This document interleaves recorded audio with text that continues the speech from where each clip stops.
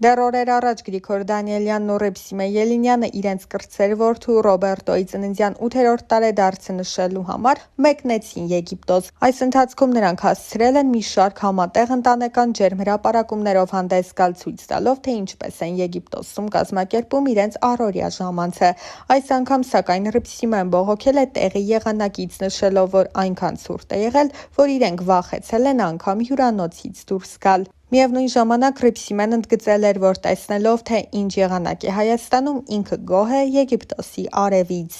Նշենք, որ իրենց տված հարցազրույցներից մեկում զույգը խոսել էր նաև անձնական հարաբերությունների մասին ու որոշ մանրամասներ հայտնել։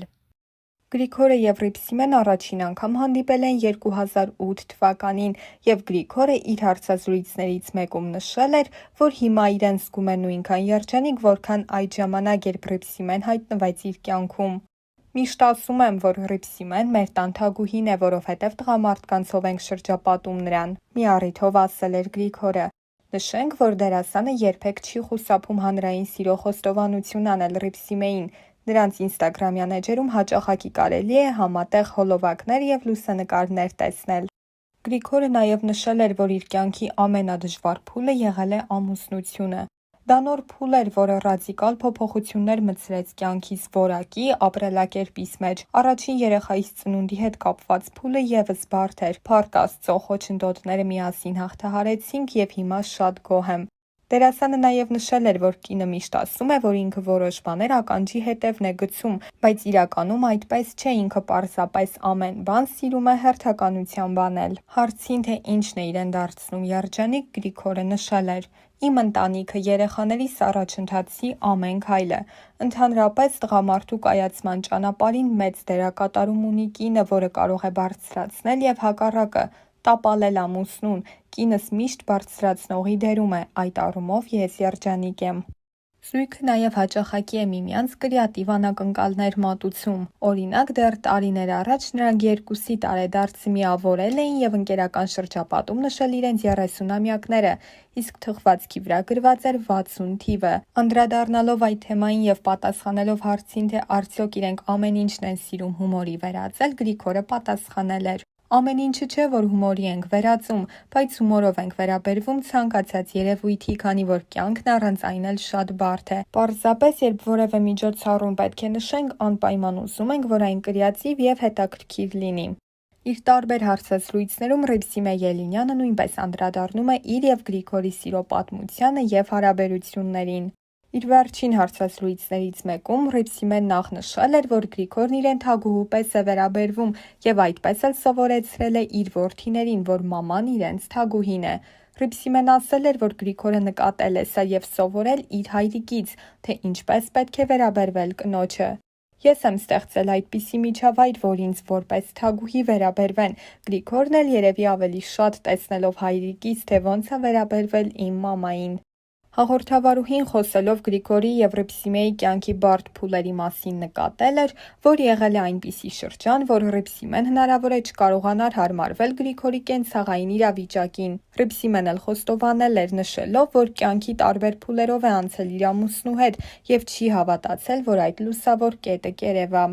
Ես սիրել եմ Գրիգորին եւ պատրաստ եմ եղել այդ պայմաններում դիմանալ, հետո միասին, իհարկե իմ ծնողների օգնությամբ, իմ ծնողները մինչ օրս մեր կողքին են, մենք հասել ենք շատ հաջողությունների, չեմ ուզում հետ գնալ, բայց շատ ահավոր դժվարությունների միջով ենք անցել։ Մեր պարագայում, այո, սերը հաղթեց, նշել էր Ռիփսիմեն։ Իսկ խոսելով հումորիստ դերասան ամուսին ունենալու առավելությունների մասին, Ռիփսիմեն նշել էր. «Առավելությունները շատ են, օրինակ, նա թեթև մարդ է եւ նշանակություն չի տալիս մանրուքներին, բայց միևնույն ժամանակ խիստ է եւ պահանջկոտ։ Ամեն հարց չէ, որ Գրիգորը հումորով է վերաբերվում, միակ բարդությունն այն է, որ նա չափազանց զբաղված է, քանի որ հանդես է գալիս նաեւ որպես սցենարիստ, եւ ես կուզենայի, որ ամուսինս ավելի շատ ժամանակ տրամադրեր ընտանիքին»։ Գրիգորի եւ Ռիփսիմեի համատեղ կյանքի ամենածանր փուլը եւ ծանր կորուստը թերևս նրանց երեխայի կորուստն է եղել, ինչը սթրեսային էր երկուսի համար էլ։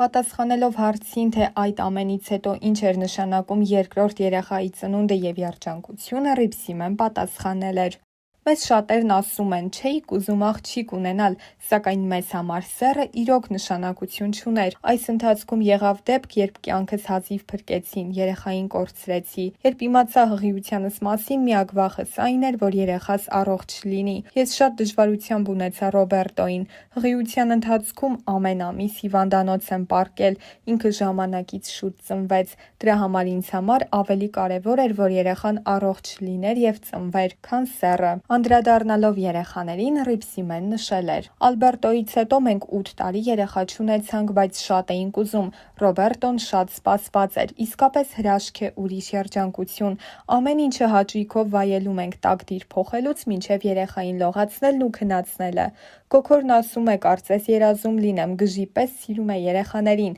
ասում է իմ երջանկություններն են, հիմա լիարժեք վայելում ենք երեխաների ներկայությունը։ Ես միշտ երջանիկ եմ եղել իմ ընտանիքով, աշխատանքի մեջ, ամեն առումով կայացած եմ, ամեն տեղ ինձ երջանիկ եմ զգում և դա գալիս է իմ կողակցից, ինքը կարողանում է ինձ երջանկացնել, երբ ես մի բան ուղղակի մտածում եմ, Գոգորը հաջորդ օրն իրականացնում է դա, միակ ցանկությունս է, որ առողջ լինենք ու վայելենք։ Զույգը հաճախ է որդիների մասնակցությամբ ընտանեկան հրապարակումներ անում սոցիալական իրեջերում, ամեն անգամ արժանանալով հետևորդների ջերմ մեկնաբանություններին և բարեմաղթանքներին։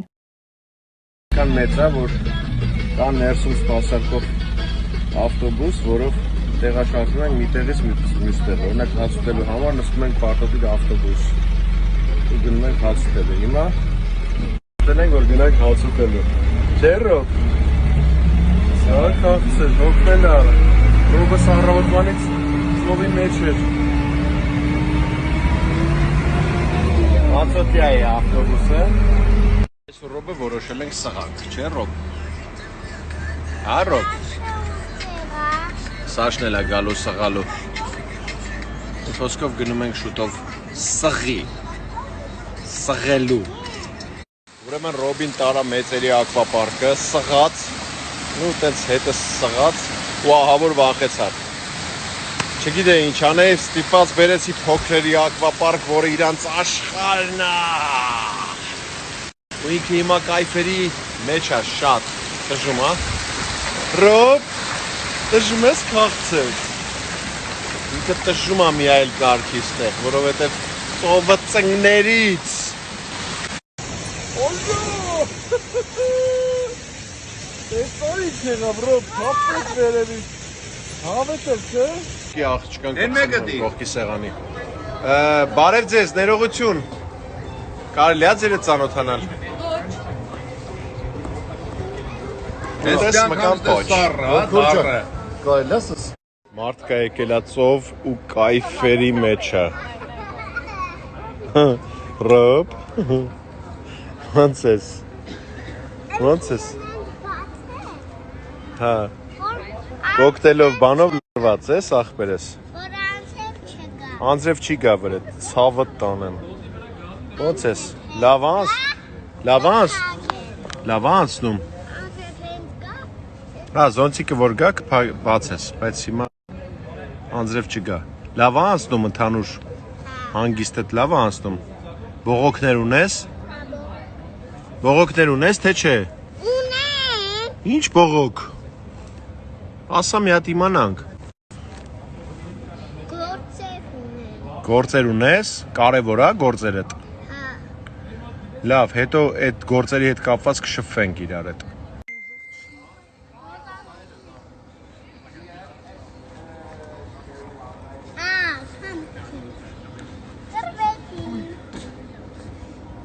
Ինչ եք անում, ապեր։ Ստիպել է ես իրենց խաղը։ Ստիպելա, թե դու սիրում ես այդ խաղը։